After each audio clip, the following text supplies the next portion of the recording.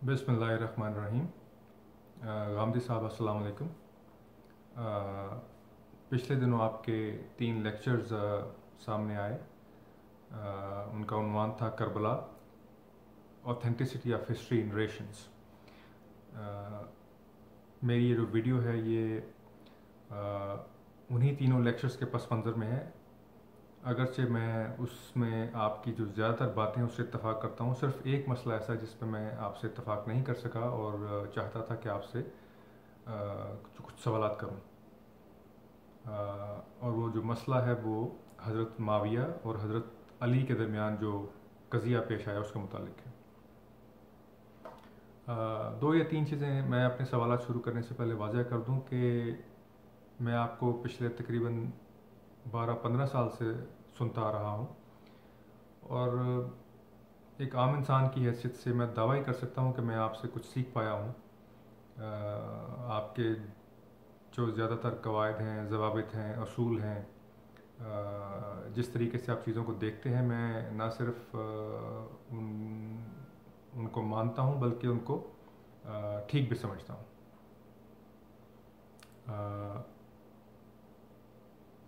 दूसरी चीज़ ये है कि अपने सवालात करते हुए मैंने इस बात का ख़्याल रखा है कि आपने जिन चीज़ों के बारे में बात की है मैं भी उन्हीं चीज़ों के बारे में बात करूं। बिला वजह तारीख़ी हवाले आपको ना दूं, बिला वजह हदीसों के हवाले ना दूं। चूँकि मैं आपसे बात कर रहा हूं तो फिर मेरे लिए ज़रूरी था कि आप ही के दायरे में रहते हुए, यहाँ तक कि जो मिसालें आपने दलील के तौर पे पेश की, चाहे पाकिस्तान के मौजूदा हालात से या उस वक़्त के हालात से, तो मैंने उन्हीं दलीलों को उन्हीं दलीलों पे वैसे ही बात की है, उनको भी अपनी यानी दलील के तौर पे इस्तेमाल किया है। और तीसरी ज़रूरी चीज़ ये है कि मैं तारीख़ी वाक़यात को तासुब की तमाम ऐनकें उतार के देखने का आदी हूँ। इसलिए मुझे इस बात से कोई फ़र्क नहीं पड़ता कि आप हज़रत अली की जगह अगर आप किसी ज़ैद को रख दें, बकर को रख दें, तो मेरे लिए मामलात जो हैं फिर भी वही रहेंगे, यानी मेरे सवालात तब्दील नहीं होंगे। और इसी तरह अगर आप हज़रत माविया की जगह किसी ज़ैद या बकर को रख देंगे तो मेरे सवालात फिर भी वही रहेंगे। तो इसलिए मैं किसी साहब की बड़ाई बयान नहीं करना चाहता, ये मेरा सवालात का मकसद नहीं है, या मैं किसी साहब की नफ़ी नहीं करना चाहता। मेरा जो इख्तलाफ आपसे है वो बिल्कुल उसी असूल की बुनियाद पे है जो इख्तलाफ आप अक्सर करते हैं आइम्मा से या फ़ुक़हा से या जो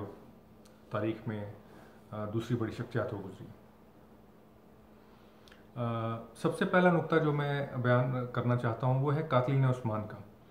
आपने अपनी गुफ्तगू में जो ये कज़िया था जो हज़रत अली और हज़रत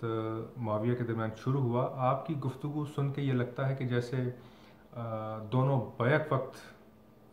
हुकूमत के दावेदार बन के खड़े हुए हैं, जबकि तारीख़ के मुताले से हमें ये पता चलता है कि असल मसला जो था इनके दरमियान जो शुरू हुआ वो कातिलीन उस्मान का था। यानी हज़रत अली ने हज़रत मुआविया से बैत तलब की एज ए शाम के गवर्नर, और उन्होंने आगे से जवाब भेजा कि आप पहले कातिलीन उस्मान का जो मामला है उससे निपट लें, तो उसके बाद फिर मैं आपसे बैत करूँगा। इसके बाद फिर दोनों के दरमियान इस मसले में थोड़ी सी शिद्दत आई, और उसके बाद हज़रत मुआविया का जो मौक़िफ़ था वो ये हो गया कि कातिलीन उस्मान को आप मेरे हवाले करेंगे,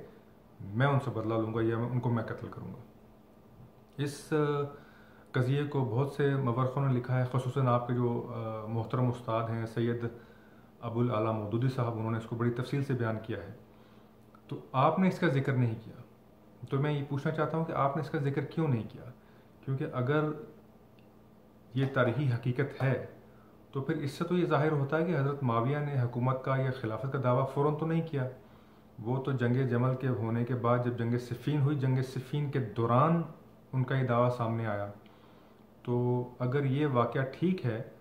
तो फिर आपके उन दलाल की हैसियत क्या रह जाती है, या उसको हम क्या समझेंगे कि जिसकी बुनियाद पे आप ये कहते हैं कि उस वक़्त जो सियासी सूरत हाल थी मदीने की या खिलाफत की, उसके तहत हज़रत मुआविया ने अपनी खिलाफत का दावा किया। हालांकि अगर आप कातिलीन उस्मान को तफसील से पढ़ें तो ऐसी कोई बात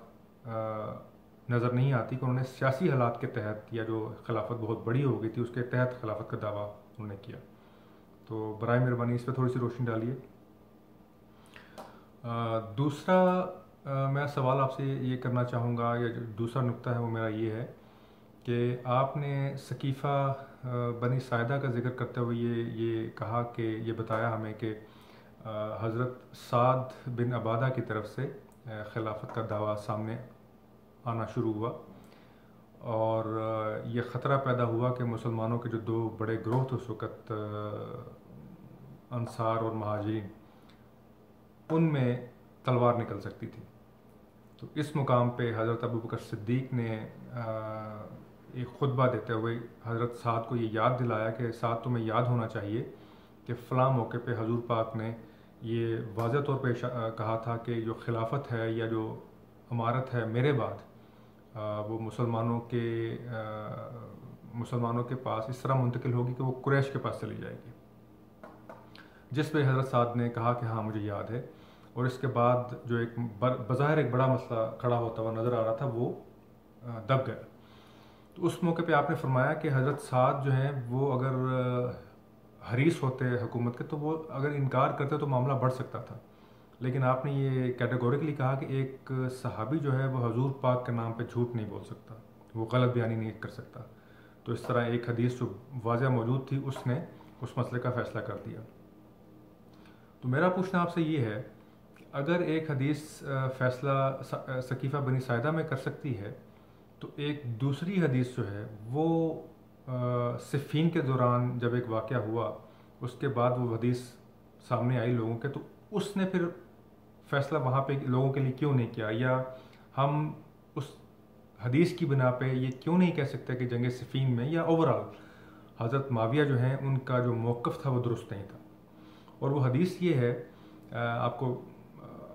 آف کورس پتہ ہوگا کہ ایک بڑے جلیل القدر صحابی تھے یاسر بن عمار، ان کو یہ چند ان شروع کے لوگوں میں تھے جو شہید ہوئے، یہ حضرت علی کی فوج میں تھے اور حضرت معاویہ کی فوج کے ہاتھوں انہوں نے شہادت پائی. اور ان کے بارے میں جو ایک حدیث بڑی مشہور ہے وہ یہ تھی کہ حضور پاک نے کہا تھا کہ یہ جو صحابی ہیں میرے یاسر بن عمار، ان کو ایک باغی گروہ قتل کرے گا. اب اس حدیث کا میں آپ کو حوالہ دینا چاہوں گا. یہ حدیث جو ہے یہ بخاری میں ہے، مسلم میں ہے، ترمذی میں ہے، نسائی میں ہے، طبرانی میں ہے، بیکہی میں ہے، مسند ابو داؤد میں ہے، طیالسی میں ہے، اس کے علاوہ دوسری کتب میں بھی موجود ہے. اور ان کو جو بیان کرنے والے ہیں وہ بھی بہت جلیل القدر صحابی ہیں، مثلا ابو سعید خدری ہیں، ابو قتادہ انصاری ہیں، حضرت ام سلمہ ہیں، حضرت عبداللہ بن مسعود ہیں، عبداللہ بن عمرو بن عاص ہیں، ابو ہریرہ ہیں، عثمان بن عفان ہیں جو کہ تیسرے خلیفہ تھے، حضرت حذیفہ ہیں، ابو ایوب انصاری ہیں، حضرت ابو رافع ہیں، حضرت خزیمہ بن ثابت ہیں، عمر بن عاص خود ہیں، ابو الیسر ہیں، عمار بن یاسر ہیں خود، اور اس کے علاوہ بہت سے دوسرے صحابہ ہیں جنہوں نے اس حدیث کو بیان کیا ہے. اور یہ واضح طور پہ یہ کہتی ہے کہ یاسر بن عمار کو ایک باغی گروہ قتل کرے گا. تو کیا اس حدیث کے آنے کے بعد صورتحال واضح نہیں ہو جاتی سب کے لیے؟ تو آپ اس حدیث کے بارے میں کیا کہتے ہیں اور اپنا موقف پیش کیجئے کہ آپ اس حدیث کو اگر مانتے ہیں تو اس کے بعد پھر کیا معاملہ صاف نہیں ہو جاتا کہ کون غلطی پہ تھا اور کون غلطی پہ نہیں تھا؟ تو اس کے متعلق پلیز ذرا اپنے خیالات سے ہمیں مستفیض فرمائیے.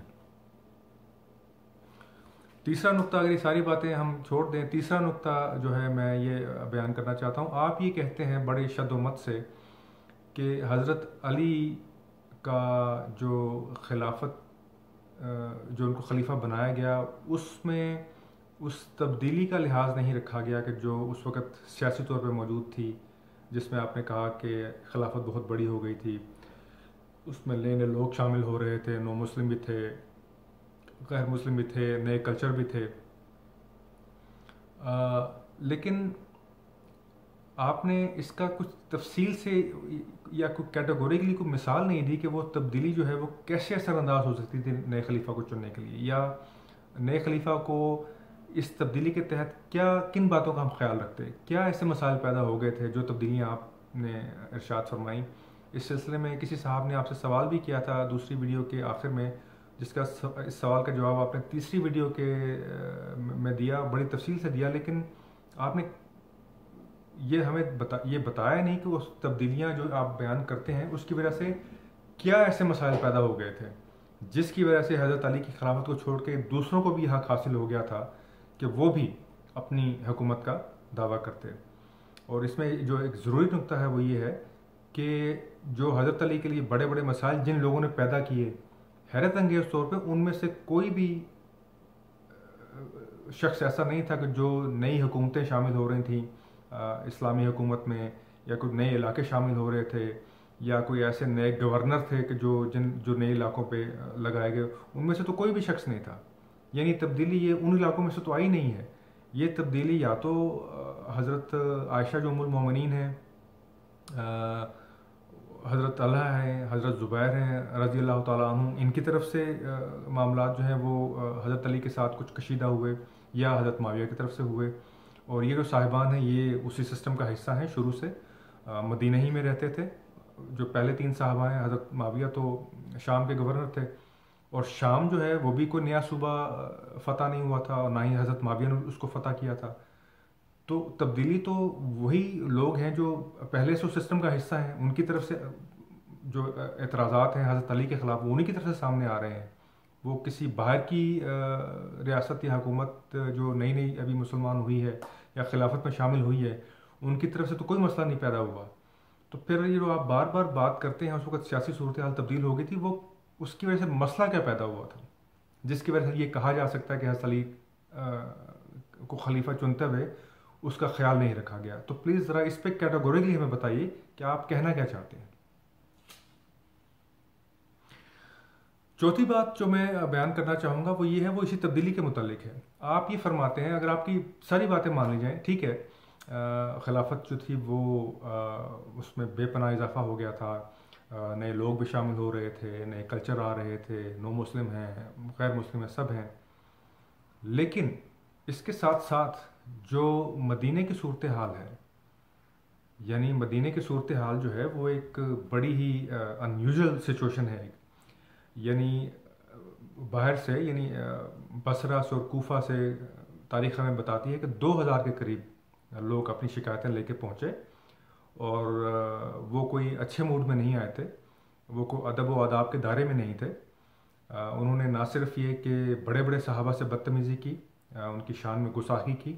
یہاں تک کہ ام المومنین حضرت ام حبیبہ جو کہ حضرت معاویہ کی بہن بھی ہیں، ان سے بھی بدتمیزی کی۔ اور جب ان سے بدتمیزی کی تو اس کے بعد پھر حضرت عائشہ جو ہیں وہ یہ کہتے ہوئے مدینہ سے مکہ چلی گئیں کہ اب یہاں رہ کے کیا نعوذ باللہ میں بھی اپنے ساتھ بدتمیزی کرواؤں۔ تو اس قدر حالات جو ہیں وہ خراب ان لوگوں نے کیے، اور پھر یہاں تک آخری حد بھی پار کر کے کہ انہوں نے ایک خلیفہ راشد کو اسے گھر میں داخل ہو کے اس کا نہ صرف ان کو شہید کیا، بلکہ ان کی جو زوجہ ہیں جب وہ بچانے آئیں تو ان کی انگلیاں تک کاٹ دیں۔ تو اب یہ حالات ہیں مدینہ کے۔ اور اس کے بعد مختلف تاریخوں میں مختلف باتیں ہیں، کچھ کہتے ہیں 3 دن تک یہ معاملات رہے، یعنی حضرت عثمان کی جو لاش ہے وہ بے گور و کفن پڑی رہی، کچھ کہتے ہیں 10 دن تک، لیکن جو بھی ہے، سوال میرا یہ ہے کہ ان حالات میں جبکہ مدینہ کے یہ حالات تھے اور کوئی جلیل القدر صحابی سامنے نہیں آیا، کسی نے آ کے صورتحال کو سنبھالنے کی کوشش نہیں کی، اس میں تو وقت کا اولین تقاضا یہ تھا کہ کسی شخص کو آپ فوراً سے پہلے صحابی کسی کو بھی آپ خلیفہ چنیں، وہ حالات کو قابو میں لے کے آئے، امن و امان قائم کرے، اس کے بعد پھر یہ بحث ہو کہ خلیفہ کو اگر نیکسٹ ٹائم چنا جائے گا تو کیسے چنا جائے گا۔ یعنی یہ آپ کی جو بات ہے یہ بالکل ایک اصول اور قاعدے کے بالکل مخالف ہمیں نظر آتی ہے کہ آپ یہ چاہتے ہیں کہ اس قدر کشیدہ صورتحال میں اس وقت 1400 سال پہلے، یعنی آپ خلیفہ چننے کے بجائے پہلے جو نظام میں خرابیاں ہیں آپ ان پہ غور کریں، اور اس کے بعد ان کو دور کر کے تو آپ ایک خلیفہ چنیں۔ آپ نے اپنی ہی گفتگو کے دوران یہ مثال دی کہ اگر آج پاکستان کا وزیر اعظم اچانک قتل ہو جائے یا نعوذ باللہ معافی چاہتا ہوں خدا نخواستہ فوت ہو جائے اچانک، تو آپ کہتے ہیں کہ دیکھیے کیسی کیسی افواہیں سامنے آئیں گی، لوگ کیسی کیسی سیاست کریں گے۔ تو اگر آپ اس مسئلے کو آج ہی کے اس میں تناظر میں رکھ کے دیکھیں تو کیا فرض کریں کہ ایک وزیر اعظم جو ہے وہ جب اس کی حکومت بنی تو دھاندلی کا شور مچا اور لوگوں نے کہا کہ غلط وزیر اعظم بنا، جیسے کہ ہماری عام حکومتوں میں ہوتا ہے، اب وہ قتل ہو گیا ہے یا وہ اچانک فوت ہو گیا ہے. اسلام آباد کے جو حالات ہیں وہ شدید سازشوں کی لپیٹ میں ہیں. اب کیا یہ اس کو عقل کے تقاضوں کے حق میں سمجھا جا سکتا ہے کہ جو کابینہ اب جو وزیر اعظم کی ہے وہ باقی اب وہ پہلے نظام کا جائزہ لے اور نظام کی تمام خرابیوں کو دور کرتے ہوئے وزیر اعظم اپنا اگلا چنے؟ یہ زیادہ موضوع بات ہے یا یہ زیادہ موضوع بات ہے کہ اس وقت نہیں آپ کسی بندے کو فوراً سے پہلے اپنا لیڈر چنیں گے، وہ حالات کو پہلے کام کرے گا، سکون میں لے کے آئے گا، جو ابتری پھیلی ہوئی ہے شدید قسم کی ہر طرف اس کو وہ ٹھنڈا کرے گا، اس کے بعد جو ہے اس بات پہ غور کیا جائے گا کہ نظام میں کہاں کہاں اور کیا کیا خرابیاں ان کو دور کیا جائے. تو جب آپ یہ کہتے ہیں حضرت علی کو چنتے ہوئے اس بات کا خیال نہیں رکھا گیا، تو کیا آپ سمجھتے ہیں کہ اس وقت اس زمانے میں اس قبائلی نظام میں یہ جو تھا اس چیز کی گنجائش موجود تھی کہ بجائے کہ جو صورتحال خراب ہے اور جس کی وجہ سے یہ خدشہ پیدا ہو سکتا تھا یا ہوا ہوگا کہ مدینے اگر دارالخلافہ کی صورتحال ہے تو اس کی وجہ سے کہ باہر ہر صوبے میں بغاوت نہ پھیل جائے، ہر صوبہ جو ہے اس میں کوئی نہ کوئی لوگ نہ اٹھ کھڑے ہوں. تو اس کے پیش نظر کیا اس بات کی گنجائش موجود تھی کہ اس وقت حالات کا جائزہ لیا جاتا، نہ بجائے اس کے کہ آپ کسی بندے کو خلیفہ چنتے جیسے کہ چنا گیا اور وہ حالات کو پہلے کام کرتا، سکون میں لے کے آتا، اس کے بعد پھر آپ جو مسائل ہیں ان پہ غور کرتے ہوئے جو نظام کی خامیاں ان کو دور کرتے. تو اس بات پہ اپنے خیالات سے ہمیں ضرور آپ ہمیں بتائیے کہ اس بارے میں آپ کیا سوچتے ہیں. پھر آپ یہ کہتے ہیں کہ اگر حضرت علی کو بالکل ٹھیک مان لیا جائے، اور مجھے اس حیرت ہوئی آپ کے اس اگر کہنے پہ کہ آپ ایک طرف تو یہ کہتے ہیں کہ وہ ان کی سیرت پہ، ان کے کردار پہ، خلافت سے پہلے، خلافت کے بعد، حضور پاک کے ساتھ، حضور پاک کے بعد ہم کسی چیز پہ انگلی نہیں اٹھا سکتے. ان کی سیرت، ان کا کردار شایان شان ہے ایک خلیفہ راشد کے. تو اس کے ساتھ جب آپ اگر لگاتے ہیں تو پھر مجھے حیرت ہوتی ہے کہ آپ نے پھر اگر کیوں لگایا. اگر آپ کو اس میں کوئی شبہ ہے تو اس کو بیان کیجیے. اس کو جب آپ کھل کے بات کر رہے ہیں اس موضوع پہ تو آپ کو پھر اس اگر کو ایکسپلین کرنا چاہیے کہ آپ نے اگر کیوں کہا. لیکن اینی وے آپ نے یہ کہا کہ اگر ان کو بالکل ٹھیک مان لیا جائے تو ہمیں پھر یہ ماننا پڑے گا کہ ایک جلیل القدر صحابی نے بغاوت کی، اور آپ یہ کہتے ہیں کہ ایک جلیل القدر صحابی سے اس کی توقع نہیں کی جا سکتی، یہ بات کسی طرح نہیں مانی جا سکتی، اور اس پہ ہمیں کف لسان یعنی اپنی زبان کو لگام دینی چاہیے، ہمیں اپنے آپ کو روکنا چاہیے. میں آپ سے جو اس نقطے پہ پہلا سوال یہ کرنا چاہتا ہوں کہ جلیل القدر صحابی سے ایسی غلطی نہیں ہو سکتی، اس کی آپ کے پاس کیا دلیل ہے؟ قرآن سے کوئی دلیل آپ پیش کرنا چاہیں، کوئی سنت سے پیش کرنا چاہیں؟ کیونکہ اس سے پہلے اگر آپ یقیناً آپ کو یاد ہوگا جنگ احد میں حضور پاک کو عین میدان جنگ میں عین اس وقت کے جب وہ کفار کی حملے کی لپیٹ میں تھے، لوگ چھوڑ کے فرار ہو گئے، اور قرآن نے ان کو بڑی تفصیل سے اور بڑے واضح الفاظ میں بیان کیا کہ جب رسول تمہیں اپنی طرف بلاتے تھے، کہتے تھے اصحابی اصحابی الیہ الیہ کہ اے میرے صحابیوں آؤ میری طرف، اور قرآن کے الفاظ ہیں کہ اور تم منہ پھیر کے دیکھتے تک نہیں تھے. تو یہ جو عمل ہے اس وقت، اس کو آپ کس زمرے میں رکھیں گے؟ اس کے بعد جنگ احزاب ہوتی ہے، جنگ خندق ہوتی ہے، اس پہ جو قرآن کے الفاظ ہیں سورہ احزاب میں وہ یہ ہے کہ ہم نے اس وقت یعنی تمہارے جو دل ہیں وہ خوف سے تمہارے حلق میں آ کے اٹک گئے، تمہارے کلیجے خوف سے تمہارے حلق میں آ کے اٹک گئے، اور اس وقت ہم نے ایمان والوں کے ایمان کو شدید جھٹکا دیا. یہ بڑے شدید الفاظ ہیں. اس کے بعد آپ اکثر مثالیں دیتے ہیں بائبل میں سے. آپ کو یہ اچھی طرح پتہ ہوگا کہ بائبل میں جو آخری کھانا کھایا گیا حضرت عیسیٰ نے کھایا اپنے ان 13 صحابیوں کے ساتھ جو ہر وقت آپ کے ساتھ ہوتے تھے، اور ظاہری بات ہے اس وقت کے لحاظ سے وہ اپنے وقت کے بہت جلیل القدر صحابی تھے حضرت عیسیٰ کے، جن کی تعداد 13 تھی. ان کو حضرت عیسیٰ نے یہ فرمایا کہ عنقریب میں یہاں سے رخصت ہو جاؤں گا اور میرے جانے کے فوراً بعد तुम सब के सब मेरा इनकार कर दोगे। अब ये बड़ा हैरान कन ये बयान था। वो 13 साहबी बड़े हैरान हुए, और उनमें से जो एक शख्स जिसको सबसे ज़्यादा दावा था आप पे, आपकी मवद्दत का, आपके प्यार का, जिसको जूडस के नाम से या यहूदा के नाम से जाना जाता है, उसने इंतहाई हैरानगी का इजहार करते हुए, मुझे उसके सही अल्फाज तो याद नहीं है, लेकिन उनका कुछ मफहूम इस तरह था कि सरकार आप पे मेरी बोटी बोटी आप पे निछावर हो जाए, मेरे खून का आखिरी कतरा भी आप पे निछावर हो जाए, ये कैसे हो सकता है कि हम आपका इनकार कर दें। तो हज़रत ईसा ने उसको मुस्कुरा के फरमाया था कि जुडस, ये जो बाकी 12 सहाबा बैठे हैं, ये तो मेरा एक दफ़ा इनकार करेंगे, मगर तुम 3 दफ़ा इनकार करोगे। और फिर बाइबल ही हमें ये बताती है कि फिर यही हुआ कि जब रोम के फ़ौजी बज़ाहिर हज़रत ईसा को पकड़ कर ले गए, बज़ाहिर उस वक़्त जब उनके हवारियों की तलाश शुरू हुई तो सब भाग गए, और जूडस को किसी ने कहा कि ये, किसी शख्स ने पहचान के कहा कि ये शख्स है, ये उनका हवारी है, मैंने इसको बहुत दफ़ा उनके साथ देखा है। तो जब जूडस को पकड़ा गया और उससे 3 दफ़ा पूछा गया कि क्या तुम उन्हें जानते हो, क्या तुम उनके साथी हो, तो उसने 3 दफ़ा इनकार किया। इसके बाद एक और मिसाल देखिए कि जब अल्लाह ताला अंबिया से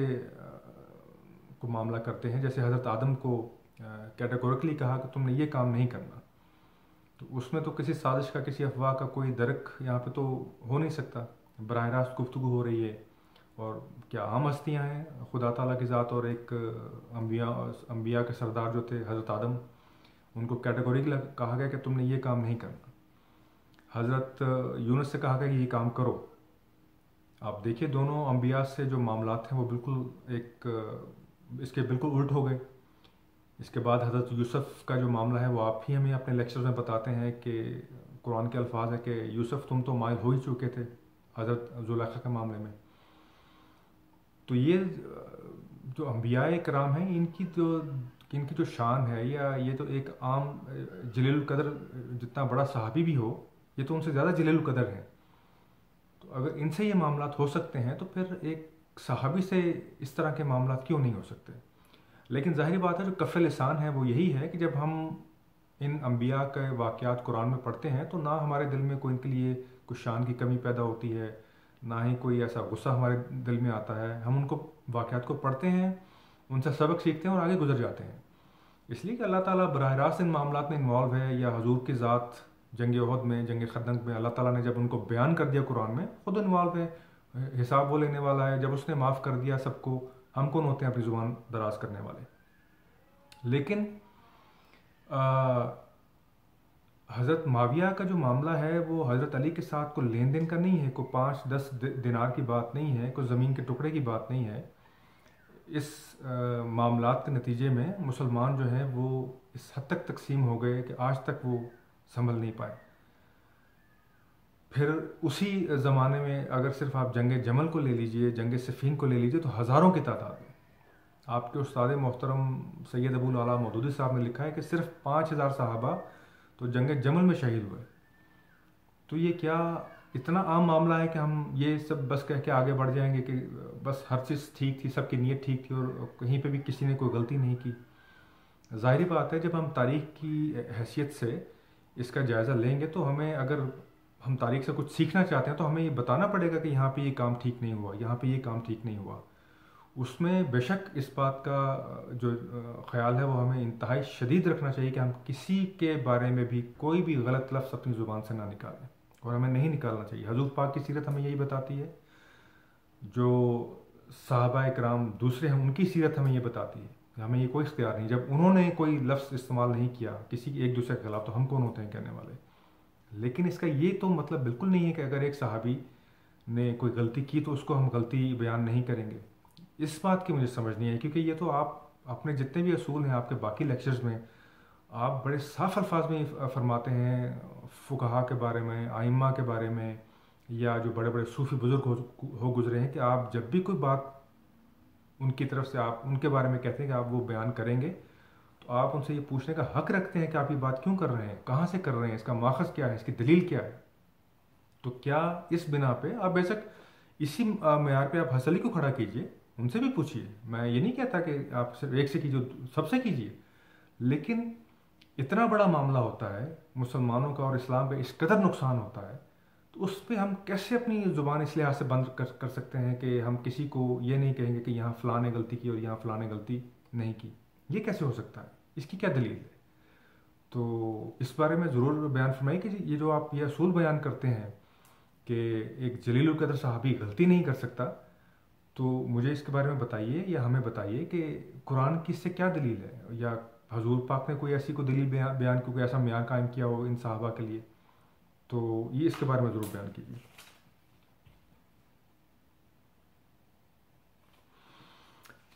अगला नुक्ता ये है मेरा, जो आप ये कहते हैं कि हज़रत माविया ने अपनी सियादत का या अपनी हुकूमत का दावा किया, तो उसका आप एक जो बड़ा रीज़न बताते हैं, आपने ज़्यादा तो रीज़न नहीं बताया, वो आप ये बताते हैं कि उस वक़्त कोई कानून मौजूद नहीं था या उस वक़्त कोई आइन मौजूद नहीं था। तो मैं ये आपसे सवाल ये पूछना चाहता हूँ इस मसले पे कि सकीफ़ा बनी सायदा में कौन सा कानून मौजूद था या कौन सा आइन मौजूद था? वहाँ पे एक हदीस मौजूद थी हजूर पाक की कि मेरे बाद जो इक़्तिदार है वो कुरैश को मुंतकिल हो जाएगा, लेकिन उस हदीस का आपने इतलाक़ तो करना है, तो वो कैसे करेंगे? ज़ाहिर बात है, अगर सकीफ़ा बनी सायदा में ये जो नज़ा पैदा हुआ अंसार और महाजिरीन के दरमियान, ये अगर पैदा ना होता और हजूर पाक की जो तदफीन है वो सुकून से हो जाती, आराम से हो जाती, कोई नज़ा पैदा ना होता, तो इसकी जो कानूनी, अब आप देखें, आपने हज़रत माविया का जिक्र करते हुए बार बार आपने कानून का वर्ड इस्तेमाल किया। कानून नहीं था, आइन नहीं था, इखलाकी पहलू आपने उसका कोई जिक्र नहीं किया, जिसको मैं अभी बाद में थोड़ा सा तफसील से बयान करते हुए आपसे सवाल करूँगा, लेकिन आपने कानून की बात की। तो सकीफ़ा बनी सायदा के उस वक़्त अगर कानून की बात की जाती और उस हदीस को का इतलाक़ इस तरह किया जाता कि ज़ाहिर बात है जो इक़्तिदार मुंतकिल होना था वो तो कुरैशी को होना था, ये तो बात वाज़ेह है। अब सवाल ये, इसको कैसे मुंतकिल किया जाए? यानी ज़ाहिर बात है बहुत सारे सहाबा हैं, उनमें से बहुत सारे ऐसे हो सकते हैं जो अपने आप को इस खिदमत के लिए मौजूद समझते हों, तो कानून की निगाह से जो असल कायदा और असल सूरत हाल हो सकती थी वो यही हो सकती थी कि जो सहाबा समझते हैं अपने आप को इस काबिल कि वो आएँ और अपने आप को पेश करें खिलाफत के लिए, उनको इसका मौका दिया जाता। और फिर अमर शूरा बैनहुम, कि जिस पे आप बहुत ज़ोर देते हैं और देना भी चाहिए, बिल्कुल ठीक है, कुरान का फैसला है, उसके तहत लोग अपना खलीफा चुन लेते। लेकिन ऐसा नहीं हो सका। अचानक खिलाफत तवक्को एक मसला खड़ा हो गया और उस मसले को बड़े अच्छे तरीके से हज़रत उमर ने हल किया, हज़रत अबू बकर ने हल किया और बाकी तमाम सहाबा ने उसको मान लिया, इखलाकी तौर पे, कानूनी तौर पे नहीं, इखलाकी तौर पे। क्योंकि अगर आप कानून की बात करते हैं तो कानूनी तौर पे ज़ाहिर बात है कि बहुत से जो सहाबा हैं वो हजूर पाक का जो जस्ते खाकी है वो पड़ा हुआ है, उनको उसको गुस्ल देना है। जो लोग उनकी ज़ियारत करने आ रहे हैं, जो अफसोस करने आ रहे हैं, उनकी देखभाल करना, ज़ाहिर है कोई 2-4 लोग तो नहीं आए होंगे, हज़ारों लाखों की तादाद में लोग होंगे, उनका इंतज़ाम करना है। तो बहुत सारे सहाबा जो थे वो तो सकीफ़ा बनी सायदा में मौजूद नहीं थे। तो वो सहाबा जो हैं, क्या वो कल को ये दावा नहीं कर सकते थे कि भाई जब खिलाफत कुरैश को मुंतकिल होनी थी और कोई कानून मौजूद नहीं था, कुछ ज़ाब्ता हजूर पाक नहीं देखे कि तुम यूँ कर लो? उसमें 2 ही तरीके हैं, एक तो ये कि कुरैश में जाएगा ये जो खिलाफत है, और दूसरा कायदा ये है कि आप अमर शूरा बैनहुम के तहत फैसला करेंगे। तो वो हजरात ये दावा कर सकते थे कि चूँकि हमें मौका नहीं मिला, ये हम उस वक़्त वहाँ पे मौजूद नहीं थे सकीफ़ा बनी सायदा के कज़िये के मौके पे, तो हमें इसका मौका मिलना चाहिए। लेकिन आप ये अच्छी तरह जान सकते हैं और समझ सकते हैं कि अगर हज़रत अबू बकर सिद्दीक़ के खलीफा मुंतखब होने के बाद कुछ शख्स ऐसा दावा करता और एक कोई नया मसला खड़ा करता, तो उसको फिर तारीख़ में उसको फिर कैसे देखा जाता और कहाँ रखा जाता। लेकिन कानूनी तौर पे वो बंदा ठीक होता, वो गलत नहीं होता। तो इखलाकी पहलू जो है वो ज़ाहिर बात है, जो दीन का जो असल चीज़ है वो इखलाक है, जैसे आप जिस पे आप बहुत ज़ोर देते हैं। तो इखलाकी तौर पे एक जलील कदर जो सहाबी है, जो बहुत से सहाबी हैं, उन्होंने यही देखा होगा कि एक मसला खड़ा हुआ और उनको हमारे जो बड़े अच्छे रफ़ीक हैं, बड़े अच्छे साथी, उन्होंने हल कर दिया। ठीक है, हम भी इस बात का दावा कर सकते थे और करते हैं کہ ہم مسلمانوں کی سیادت کے ہم بھی کے قائل تھے، لیکن چلے اگر وہ بن گئے ہیں اور ایز لانگ ایز وہ اس کو مسلمانوں کو صحیح طریقے سے حضور پاک کے طریقے پہ ہی آگے لے کے چلتے ہیں تو ہمیں اس میں کیا اعتراض ہے؟ تو جب آپ یہ کہتے ہیں کہ قانونی کوئی طریقہ موجود نہیں تھا، قانونی آئین موجود نہیں تھا حضرت علی کے وقت، تو وہ تو سقیفہ بنی ساعدہ میں بھی نہیں تھا، لیکن وہاں پہ تو صحابہ نے آپس میں کوئی اختلاف نہیں کیا. تو اس بنا پہ یہ صرف اس بنا پہ اختلاف کرنے کے قانون اور جو ہے وہ قاعدہ موجود نہیں ہے، یہ بڑی حیرت کی بات ہے. کیونکہ حضرت معاویہ جو ہیں وہ ایک عام شخص نہیں ہیں، ایک عام انسان نہیں ہیں. آپ ان کو ایک جلیل القدر صحابی میں گردانتے ہیں، اور جو جلیل القدر صحابی ہوتا ہے، ظاہری بات ہے. دیکھیے جب آپ ہی ایک لیکچر میں آپ سے پوچھا یہ گیا، علم و حکمت کا پروگرام تھا، اس میں اسلام ایک فطری مذہب ہے، اس کے موضوع پہ بات ہو رہی تھی. تو آپ سے سوال یہ کیا گیا تھا کہ کیا ہم اسلام کو سوشلسٹ کہہ سکتے ہیں؟ کیا ہم اسلام کو لبرل کہہ سکتے ہیں؟ کیا ہم اسلام کو کیپٹلسٹ کہہ سکتے ہیں؟ تو اس کے جواب میں آپ نے فرمایا تھا کہ اسلام کو بیان کرتے وقت وہی الفاظ استعمال کرنے چاہیے جو اسلام نے اپنے آپ کو بیان کرنے کے لیے استعمال کیے ہیں. اس کی تفصیل میں آپ نے یہ بتایا تھا کہ اگر آپ اسلام کو لبرل کہیں گے، سوشلسٹ کہیں گے، کیپٹلسٹ کہیں گے، تو یہ لبرل، سوشلسٹ اور کیپٹلسٹ یہ صرف ورڈ نہیں ہیں، یہ صرف الفاظ نہیں ہیں، ان کے پیچھے ایک پوری ہسٹری ہوتی ہے. اور جب آپ وہ لفظ استعمال کرتے ہیں تو پوری کی پوری ہسٹری جو ہے وہ ان الفاظ کے پیچھے آ کھڑی ہوتی ہے. تو بالکل یہی اصول جو ہے، یہ ایک جلیل القدر صحابی کا جو لفظ ہے اس کے لیے بھی اس کا اطلاق ہونا چاہیے. یعنی ایک صحابی ایک عام شخص نہیں ہوتا، وہ ایک جلیل القدر صحابی ہوتا ہے. اس کا مطلب یہ ہے کہ حضور پاک کی جو سب سے بڑی شان ہے وہ یہی ہے کہ وہ اعلیٰ ترین اخلاق دنیا کا جو پاسبل ہو سکتا ہے وہ اس مقام پہ کھڑے تھے، قانونی لحاظ سے نہیں، اخلاقی لحاظ سے. تو ایک جو جلیل القدر صحابی ہے وہ اس اخلاقی جو درجہ ہے، اس کا پرتو ہے، اس کا سایہ ہے. تو اس لیے جس اخلاق کا مظاہرہ سقیفہ بنی ساعدہ پہ دوسرے صحابہ نے کیا تھا حضرت علی کی خلافت کے وقت، اسی اخلاق کا مظاہرہ جو ہے وہ باقی تمام صحابہ کو بھی کرنا چاہیے تھا. اور اگر حضرت علی میں بظاہر ان کی شخصیت میں، ان کے علم میں، ان کے طریقہ کار میں، ان کے اخلاق میں کوئی ایسی بات نہیں تھی کہ جس کی بنا پہ یہ کہا جاتا کہ یہ شخص موزوں نہیں ہے خلافت کے لیے، تو اس کے بعد جب وہ خلیفہ منتخب ہو گئے تھے تو میرا ذاتی خیال ہے کہ پھر تمام اصحاب کو ان کا ساتھ ویسے ہی دینا چاہیے تھا جس طرح حضرت ابو بکر کا دیا گیا، جس طرح سے حضرت عمر کا دیا گیا، جس طرح کہ آپ نے خود بیان فرمایا کہ حضرت علی نے یہ دعویٰ رکھتے ہوئے کہ شاید میں خلیفہ ہو سکتا ہوں، انہوں نے اپنے وقت کے صحابہ کے ساتھ دیا. تو اس لیے صرف یہ کہہ دینا کہ اس وقت جو ہے کوئی آئین موجود نہیں تھا، کوئی قانون موجود نہیں تھا، اس بنا پہ